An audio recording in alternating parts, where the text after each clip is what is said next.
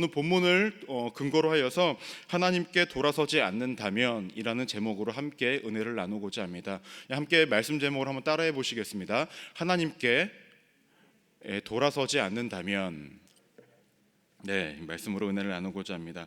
오늘 말씀의 이야기를 간략하게 말씀드리면 이렇습니다. 시드기야라는 왕이 백성들과 언약을 맺습니다. 그 언약의 내용은 남녀노비를 놓아주고 자유를 주겠다라는 것이었습니다. 근데 급격하게 노비를 놓아주겠다라는 이 시드기야의 마음이 급격하게 변하게 되어집니다. 그리고 다시금 노비들을 노비 생활을 하게끔 다시금 되돌리는 모습이 오늘 본문에서 등장을 하고 있습니다. 이러한 모습에 하나님께서 맨 처음에 시드기야 왕이 노비를 풀어준다라는 모습을 보고 칭찬을 하시지만 다시금 변화된 마음을 통하여서 하나님께서 시드기야 왕에게 심판을 내리시겠다라고 말씀을 하십니다. 그 심판의 내용이 어떤 것들이냐면요, 18절부터 언급이 되어집니다. 제가 읽어드리겠습니다. 송아지를 둘로 쪼개고 그 두 조각 사이로 지나매 내 앞에 언약을 맺었으나 그 말을 실행하지 아니하여 내 계약을 어긴 그들을 곧 송아지 두 조각 사이로 지난 유다 고관들과 예루살렘 고관들과 내시들과 제사장들과 이 땅 모든 백성을 내가 그들의 원수의 손과 그들의 생명을 찾는 자의 손에 넘기리니 그들의 시체가 공중의 새와 땅의 짐승의 머리가 될 것이며 라고 나옵니다.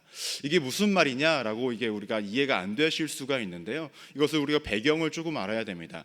당시에 한 나라가 언약을 맺을 때는요, 어떻게 형식을 갖추었었냐면 소를 잡아서 반으로 쪼갰다라고 합니다. 이렇게 쪼갠 것이 아니라요, 우리의 큰 정육점 가시면 고기가 매달려져 있지 않습니까? 그럼 어떻게 매달려져 있죠?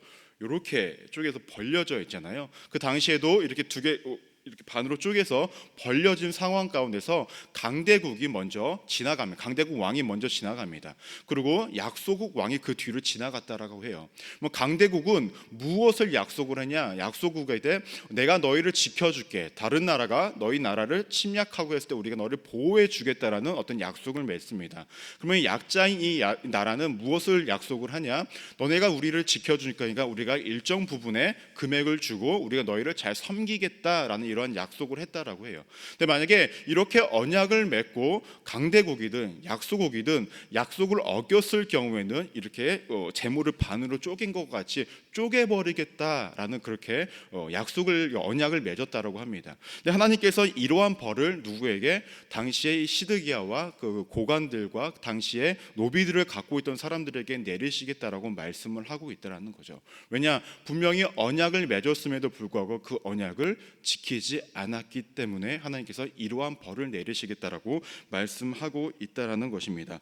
더 나아가서는 어떠한 벌을 주겠다라고 말씀하시냐면 그들의 시체가 공중의 새와 땅의 짐승의 먹이가 될 것이며 라고 나옵니다. 지금도 그렇지만 어떠한 사고가 일어나서 시신을 찾지 못하면 가족분들의 마음이 굉장히 애타고 슬프고 더 어렵게 느껴지지 않습니까? 왜 그럴까요? 시신을 찾지 못한 것도 그렇고 내 자녀가, 내 가족이 묻혀야 할 곳에 묻히지 못한 것에 대한 것이 굉장히 가슴이 아프게 다가오는 거 아니겠습니까? 당시의 사람들도 마찬가지였다고 합니다. 당시의 사람들은요, 무덤에 자신이 묻히지 못하는 것이 인생의 큰 저주 중에 하나라고 생각을 했다라는 거예요. 그래서 당시 애굽에서 출애굽을 시켰던 이스라엘 백성들이 출애굽을 하면서 광야 가운데서 많은 어려움을 겪었을 때 그들이 내뱉었던 말 중에 하나가 무엇이냐면 우리가 광야 땅 가운데서 죽게 되었도다라고 이러한 말을 자주 하게 됩니다. 그 말은 무엇입니까? 자신들이 무덤에 묻히지 못하고 이 광야 한가운데서 우리가 묻히게 되었다라는 말입니다. 한마디로 자신들은 저주를 받게 되었다라고 이렇게 이야기를 했다라는 것입니다. 아무튼 하나님께서는 누구에게? 시드기야와 그 당시에 그 노비를 갖고 있던 사람들에게 이러한 벌을 내리시겠다라는 것이에요. 그렇다면 우리가 한 가지 살펴볼 필요성이 있습니다. 뭘 살펴봐야 하냐면 왜 시드기야는 갑자기 노비를 풀어주었다가 다시금 노비를 잡았을까라는 것이죠. 이것을 우리가 알아야 된다는 것입니다. 당시의 상황을 보시면요, 당시에 패권을 잡았던 나라가 바벨론이라는 나라였다고 합니다. 그래서 바벨론이라는 나라는 이 나라 저 나라를 침공하면서 세상 말로 땅 따먹기를 하고 있던 중이었어요. 그 당시에 그 남유다 땅도 많은 부분을 누가 바벨론이 침략을 해서 차지했다라고 합니다. 34장 7절 말씀을 보시면요, 우리 말씀 바로 읽기 전의 말씀인데요, 이렇게 본문이 등장하고 있습니다. 그때 바벨론 왕의 군대가 예루살렘과 유다의 남은 모든 성읍들을 쳤으니 곧 라기스와 아세라가 유다의 견고한 성읍 중에 이것들만 남았음이더라라고 나옵니다. 즉 예루살렘과 그 다음에 라기스와 아세라만이 남겨놓고 나머지 땅들은 다 바벨론에 의해서 침략을 당한 상황이었다라는 거예요.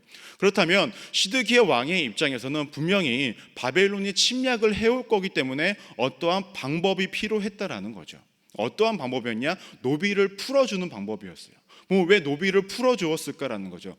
제가 한번 유추해 보는데 아마 세 가지 정도가 유추가 될 수 있을 것 같습니다. 첫 번째로는 말씀 34장 13절에서 14절 말씀을 보시면요, 이렇게 나옵니다. 이스라엘 하나님 야훼께서 이와 같이 말씀하시니라. 내가 너희 손주를 애굽 땅 종의 집에서 인도하여 낼 때에 그들과 언약을 맺으며 이르기를, 나옵니다. 이 언약은 무엇이냐면요, 시내산에서 하나님이 모세와 이스라엘 백성들과 함께 맺었던 언약입니다. 그 맺었던 언약들의 내용 중에 하나가 무엇이냐면요, 노비를 삼았을 때에 7년째는 아무런 대가도 바라지 말고 풀어주라는 거였어요. 하지만 이스라엘 백성들이 이것을 잘 지켰냐? 지키지 않았다라는 거죠. 그래서 시드기야 왕이 생각한 것이 무엇이냐? 우리가 이것을 잘 지키면 혹시 하나님께서 우리를 바벨론으로부터 건져주시지 않을까라는 생각을 했다라는 것입니다. 이것이 첫 번째 이유입니다. 두 번째 이유는 무엇이냐? 당시에 오랜 시간 동안 전쟁을 치르다 보니까 전쟁에 나갈 수 있는 사람들이 많았을까요? 적었을까요? 적을 수밖에 없었다라는 거죠. 그렇다면 노비를 풀어줌으로 통하여서 그 노비들도 전쟁에 나가게 하기 위해서 노비를 풀어줬다라는 것이 또 하나의 방법이었다라는 것입니다. 마지막으로는 또 한 가지를 유추할 수 있는 것은 무엇이냐? 여러분, 요즘에도 그렇지만 인건비가 비싸나요? 안 비싸나요? 인건비가 비싸요. 그렇죠?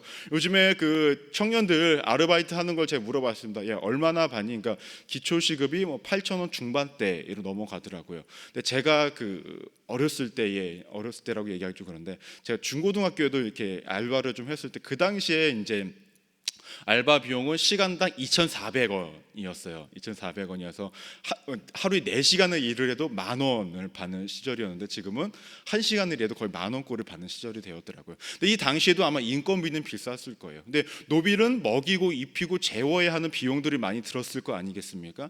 전쟁이 지속적으로 일어나다 보면 사람들의 삶의 형편도 분명히 어려워졌을 거라는 거예요. 그렇다면 노비를 풀어줌으로 통해서 경제적인 손실을 최소화하기 위해서 이러한 정책을 실시했다라는 것입니다. 근데 문제는 어떠한 일이 발생이 되냐면, 노비를 풀어준다라는 그 정책을, 그 언약을 맺은 이후에 얼마 있지 않아 바벨론이 예루살렘을 에워쌌던 그 전쟁에서 떠나가게 됩니다. 왜냐하면 애굽이란 나라와의 전쟁이 시작이 되었기 때문에 더 이상 그 예루살렘에 머물 수가 있는 상황이 아니었다라는 거예요. 그래서 그 예루살렘을 떠나서 애굽과의 전쟁을 위해서 떠났다라는 것입니다.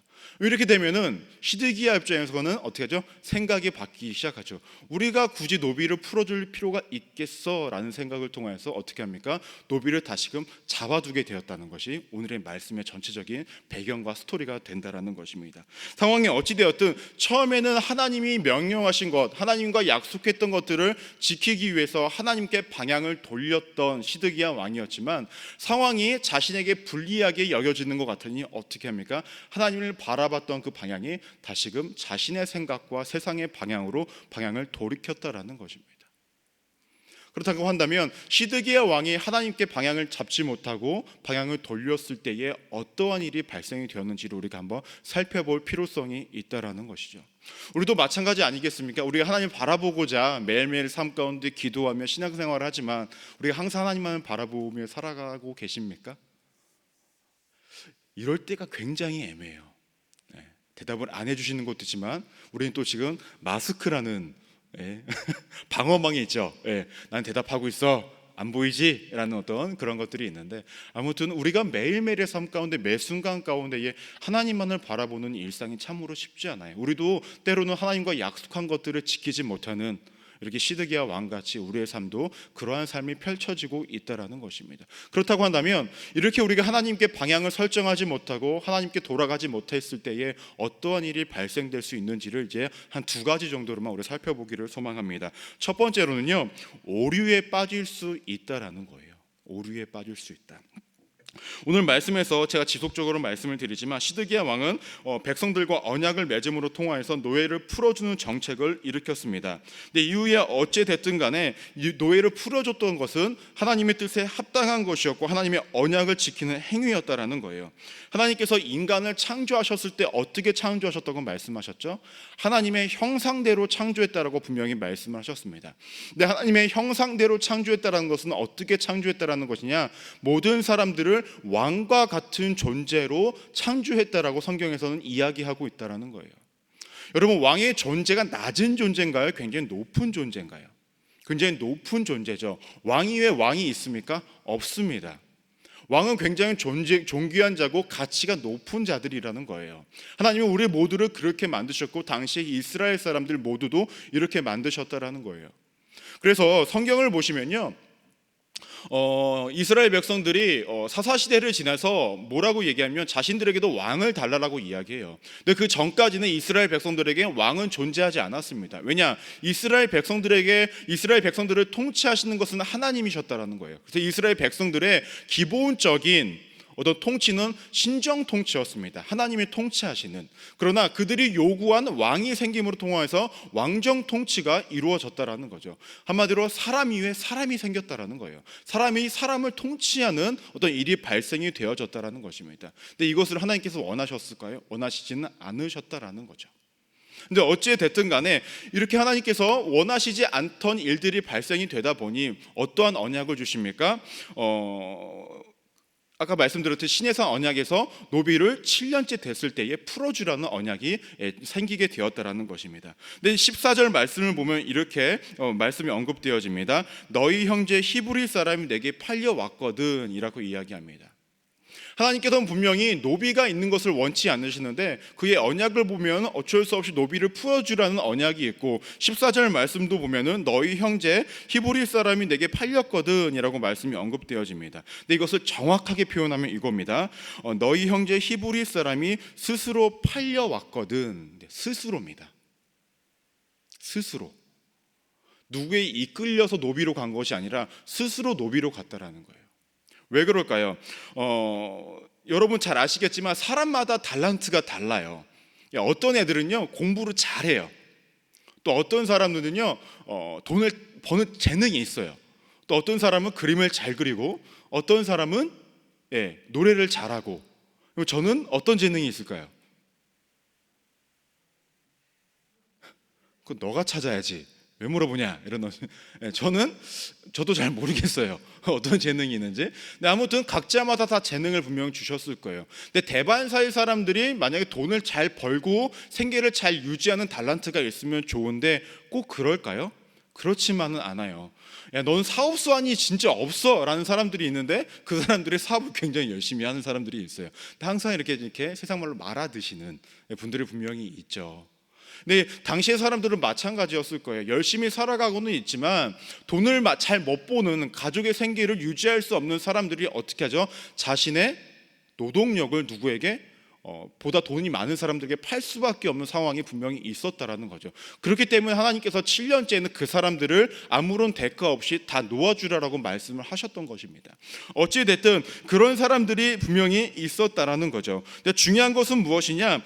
하나님께서 이러한 사람들을 놓아주라고 분명히 말씀하셨는데 시드기야 왕은 놓아준다고 했다가 어떡합니까? 놓아주지 않았다라는 거죠. 그리고 자신의 필요에 의해서 정책을 실시했다가 실시하지 않았다라는 거죠. 근데 시드기야 입장도 우리가 조금은 생각해 볼 필요성이 있습니다. 어떠한 일이냐? 하나님이 시키신 일, 하나님이 기뻐하신 일을 했을 때에 어떠한 일이 발생됐습니까? 바벨론 군대가 물러났어요. 그러면은 시드기야 입장에서는 내가 하나님의 말씀을 나름 지키니까 이것이 잘 풀려졌구나. 그리고 이 정도 됐으면 나는 할 만큼 했어. 다시 우리가 나라가 힘들어질 수 있고 내가 먹고 살기 힘들어질 수 있으니까 다시 원상복귀. 이런 마음을 충분히 이런 오류에 이런 상황에 대한 합리화에 빠질 수 있다라는 거죠. 근데 이러한 모습이 상황에 대한 합리화와 상황에 대한 오류가 시드기야 왕만 빠지냐, 그것만은 아닙니다. 여러분, 충격적이긴 하지만 예언자 요나에게도 동일한 일이 발생이 되어졌다라는 거죠. 어떠한 일이었냐면, 요나가 하나님이 요나에게 시키신 일이 있었죠. 너가 니느웨로 가서 심판을 선포해라라고 말씀을 시키셨습니다. 근데 요나가 갔나요? 가기 싫어했어요. 그래서 어디로 갑니까? 어디로 가죠? 어디요? 예, 요나가 어디로 가기는 다시스라는 곳으로 가게 되죠. 근데 다시스로 가기 위해서는 요빠라는 한 곳에 가서 배를 타야 돼요. 근데 요나서 1장 3절을 보시면요, 뭐라고 언급이 되냐면 마침 다시스로 가는 배를 만난지라라고 나옵니다. 마침. 여러분들이 갑자기 항구에 갔습니다. 근데 그때 때마침 배를 탈 확률이 높아요, 낮아요? 굉장히 낮다라는 거죠. 우리가 이 시간 나가서도 버스를 탈 확률이 높습니까, 낮습니까? 낮아요. 왜냐, 기다리는 시간들이 분명히 있어요. 근데 요나가 요빠라는 곳에 갔는데 때마침 배가 어디로 가는 배가 다시스로 가는 배가 있었다라는 거예요. 요나의 입장에서는 어떤 생각이 들까요? 하나님께서 내가 니느웨를 안 가도 된다고 생각하셨겠구나라는 이런 합리화에 빠질 수 있었다라는 거죠. 사람은 이렇게 누구나 합리화에 빠질 수가 있고 생각의 오류에 빠질 수가 있다라는 것입니다. 어떻게 했을 때에 우리가 하나님께 방향을 돌리지 못했을 때에 이러한 오류에 빠질 수 있다라는 것입니다. 우리 성도님들은 예외일까요? 저는 예외일까요? 그렇지 않다라는 거죠. 우리 역시도 상황에 대한 오류에 빠질 수 있고 상황에 대한 내 생각을 들여서 합리화에 빠질 수 있다는 것입니다. 근데 문제는 이것이 나에게만 속한 것이면 다행인데 누군가에게 피해를 줄 수 있고 하나님께서 원치 않는 방향으로 우리가 살아갈 수 있다는 것이죠. 저 여러분들이 이러한 상황 가운데 빠지지 않기를 소망합니다. 우리가 상황을 우리 마음대로, 우리의 환경대로, 우리의 생각대로, 내 합리화대로 빠지는 인생이 아니라 내가 방향을 하나님 앞에 온전히 돌려서 하나님의 뜻에 맞게 살아가시는 우리 성도님들 되시기를 주님의 이름으로 축원합니다. 두 번째로는 우리가 하나님께 방향을 돌리지 못했을 때에 어떠한 일이 발생이 되어지냐, 다시금 죄악의 길로 돌아가게 된다라는 거예요. 맨 처음에 하나님의 언약을 지키기 위해서 노비를 풀어줬던 그 시드기야 왕은 하나님께 칭찬문을 받았었습니다. 하지만 하나님께 방향성을 돌린 이후에 어떠한 일이 발생했죠? 하나님 앞에 심판을 받게 되는 일이 발생이 되어졌다라는 거예요. 우리가 세상에서 이런 말들을 합니다. 빨리 가는 것도 중요하겠지만 그보다 방향을 잘 잡고 가라는 말을 우리가 많이 듣게 됩니다. 그렇지 않습니까? 예, 제가 신학교를 다녔을 때에 교수님이 그런 말씀을 하셨어요. 어떤 말씀을 하셨냐? 너희가 앞으로 이제 목회자를 준비하면서 또한 신학의 길을 가면서 많은 흔들림들이 분명히 있을 거야라고 얘기합니다. 학생들이 웅성웅성 돼요. 뭐야, 우리 잘할 거라고 얘기하지 않고 왜 흔들릴 거야라고 얘기해 막 웅성웅성해요. 때 교수님께서 하시는 말씀이 있어요. 너네 나침판 아니고 다들 대답을 하죠. 나침판을 알고 있다고. 근데 여러분들도 나침판을 아실 겁니다. 나침판은요 어디를 향하죠? 북쪽을 향해요. 그렇죠? 근데 북쪽을 향하는데요, 나침판이 북쪽을 향하고 가만히 있질 않아요. 조금씩은 이렇게 흔들흔들거리면서 북쪽을 향합니다. 그 교수님께서 하시는 말씀이 뭐라고 하셨냐면, 너네가 가져야 할 신앙은 나침판 신앙이야. 방향은 항상 하나님께 향하면 돼. 내 나침판이 잠깐 이렇게 흔들리듯이 흔들릴 수는 있어. 근데 너네가 방향성을 북쪽으로 하나님께로만 잡고 있다고 한다면 너네는 잘 가고 있는 거야 라고 말씀해 주시더라고요. 우리가 이렇게 방향을 잡는 것이 너무나 중요해요. 근데 시드기야 왕은 그 방향을 하나님 앞에 온전히 잡지 못했다라는 것이죠. 그래서 어떻게 하죠? 죄의 삶으로 다시금 돌아갔고 하나님이 주신 은혜의 삶을 기억하지 못하는 인생으로 살아가고 있었다라는 것입니다. 그렇다면 하나님께 방향을 돌아서지 못하고 자신이 원하는 마음대로 방향을 갔을 때는 어떠한 일이 발생이 될까요? 11절 말씀을 보면 이렇게 언급이 됩니다. 후에 그들의 뜻이 변하여 자유를 주었던 노비를 끌어다가 복종시켜 다시 노비로 삼았더라 라고 나오고요. 16절을 보시면 너희가 돌이켜 내 이름을 더럽히고 갓기노와 그들의 마음대로 자유롭게 하였던 노비를 끌어다가 다시 너희에게 복종시켜 나옵니다. 그래서 다시 돌이켰다라는 말이 나옵니다. 이것이 히브리어 단어로 슈브라는 단어래요. 슈브. 어떠한 뜻이냐면요, 우리가 보통 회개하다라는 뜻으로 할 때 슈브라는 단어를 많이 쓰기도 하고요, 방향을 돌이키다라는 방향으로 이렇게 뜻으로 쓰이기로 한다라고 합니다. 교수님께서 한 가지 더 가르쳐 주신 것이 있어요. 뭐냐면 한번 잠깐 보시겠어요? 설교 때 별걸 다 합니다. 이게 하나님입니다. 예를 들어. 그리고 이것이 우리입니다. 우리가 박수를 치려면 어떻게 하죠? 이렇게 마주보고 쳐야 소리가 안 나나요? 네, 소리가 잘 납니다. 근데 만약에 한쪽이요 이렇게 돌아서요. 그리고 소리가 잘 안 나죠. 만약에 또 한쪽도 돌아서요. 이렇게 손이 어떻게 해야 되지? 예, 이게 소리가 잘 안 나요. 우리가 하나님과의 관계성도 마찬가지라는 거예요. 하나님과 우리가 관계가 마주 봤을 때에 소리가 잘 납니다. 근데 만약에 인간이 죄악으로 우리 마음대로 살려고 돌이켜요. 박수가 안 나죠. 우리가 돌이킴으로 통해서 하나님도 돌이키세요. 박수 소리가 안 나요. 그렇죠? 근데 우리가 만약에 돌이켜요. 우리만 돌이킨다고 박수가 나나요? 안 나요. 하나님도 돌이키셔야 된다는 거예요. 여기서 우리가 알 수 있는 것 두 가지가 있습니다. 관계성은 우리도 하나님을 바라봐야 하지만 하나님도 우리를 바라보셔야 한다는 거죠. 이것이 은혜라는 것입니다.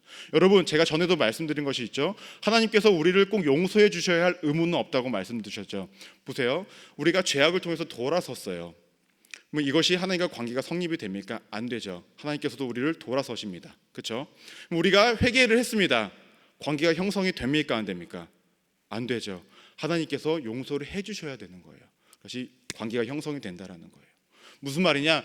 우리가 인생을 살아갈 때도 우리가 방향성을 온전히 잡고 살아간다고 할지라도 무엇입니까? 하나님의 은혜가 없다고 한다면 우리의 삶 가운데 하나님의 만남과 하나님의 보호하심과 함께하심은 있을 수 없다라는 것입니다. 근데 문제는 이것입니다. 우리가 매일매일의 삶 가운데에 하나님을 바라보지 못하고 하나님의 뜻대로 살아가지 못할 때가 제법 많이 있고 하나님 앞에 방향을 두지 못하고 살아갈 때가 많이 있습니다.